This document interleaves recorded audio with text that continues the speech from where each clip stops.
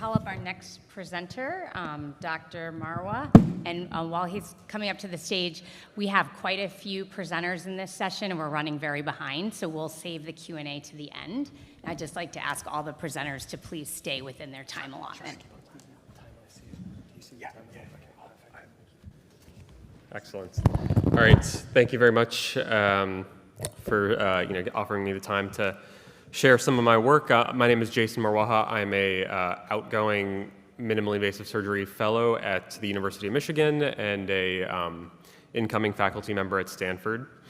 And it's been fascinating to learn a little bit about many of the innovative tools people are building here today. I wanted to spend a little bit of time talking about how we interact with those tools. And so I've been studying, for the past couple of years, I've been studying human-computer interaction and starting to study this, specifically in the context of surgery.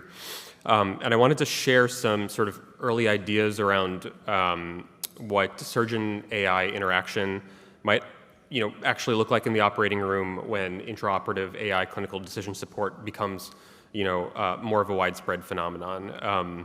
And I do want to quickly mention that some of the work I'll be mentioning was led by a PhD student and close collaborator, Natalie Guzman at the University of Michigan.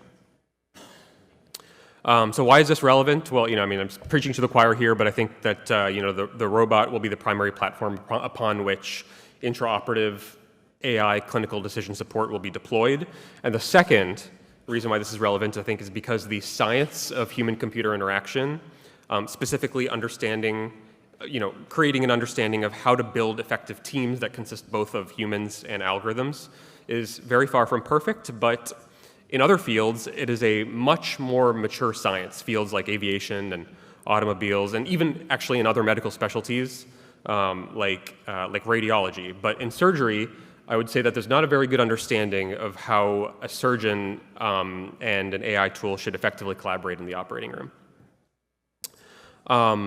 And so in order to begin to examine this topic, I wanted to first propose what I think is a very simple concept, which is this idea of what I call predictive dissonance, which is that almost all of the value from clinical decision support tools, I think, can be found specifically in scenarios where they conflict with the clinician's intuition, or specifically where they disagree with the clinician. In scenarios where it kind of recommends what you would have done anyway, it adds very little value.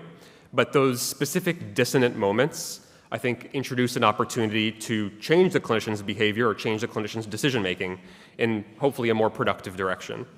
And so I think what's most worthwhile to study as it relates to surgeon-AI interaction is how we react in these scenarios.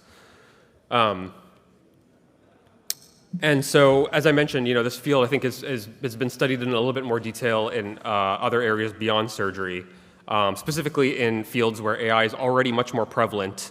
The sort of dominant behavior patterns that people have noticed and have emerged in these dissonant scenarios, or at least the ones that I think have gotten the most attention, are behavior patterns of over-reliance, either of deference to the algorithm, where there's conflict, or scenarios of cognitive offloading from the human to the algorithm altogether. And I think this has kind of been the defining fear of human-machine teams in areas like self-driving cars, and even in things like clinical tasks like reading chest X-rays. Like in this seminal paper from a couple of years ago that showed that conflict between radiologists and AI, both reading the same radiology study, can very heavily influence the content of the final radiology read. And so, as I mentioned, we wanted to gain an understanding of kind of what goes through attending surgeons' minds in these dissonant scenarios. And so we were lucky enough to have a chance to interview a number of surgeons through a quality collaborative in Michigan across the state, where we presented them with hypothetical discordant intraoperative scenarios, one where a computer vision tool was providing guidance during cholecystectomy, and another that predicted the risk of postoperative leak during a colorectal anastomosis. And I wanted to spend just a minute sharing some of the important themes that emerged, with the caveat being, of course, that this is all sort of very early qualitative work on predictive dissonance in the OR. And so I think the core theme that emerged is that there is a difference in how surgeons view discordant recommendations from AI that communicate risk versus discordant recommendations from AI that communicate safety. So, for example, when a model said it was unsafe to clip the cystic duct or the cystic artery during a cholecystectomy, but the surgeon felt that it was fine to proceed, they still paused, reassessed, and then used that conflict as an opportunity for conservative re-verification that they were doing the correct thing. For example, with more dissection or more exposure or perhaps shooting a cholangiogram. When the surgeon felt uncomfortable proceeding, but then still received a green light from the algorithm saying it was safe to clip those critical structures, they essentially universally ignored the green light. So the directionality of the prediction determines the surgeon's reaction.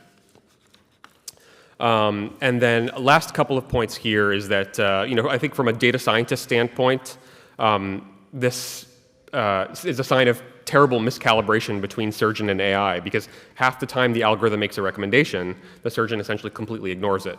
But of course, from a clinical standpoint, you could argue that this behavior pattern that emerges favors harm avoidance, even though it appears to be very miscalibrated with the algorithm's recommendations. And finally, I'll mention that algorithms that recommended one narrow specific action were much less likely to influence the decision-making of surgeons compared to algorithms that broadly flagged potential risks, with the caveat being that the warning flag had to be something that the surgeon could actually do something to address it. And so to kind of wrap up here, I think the trend that seems to emerge is that amongst experienced surgeons, it seems like automation complacency and cognitive or perceptual offloading that seems to be prevalent in other fields of medicine is less common of a failure mode, and that actionable guardrail warnings could be one way to inspire productive behavior change in the operating room with AI clinical decision support. Thank you. Excellent. Thank you. Yeah.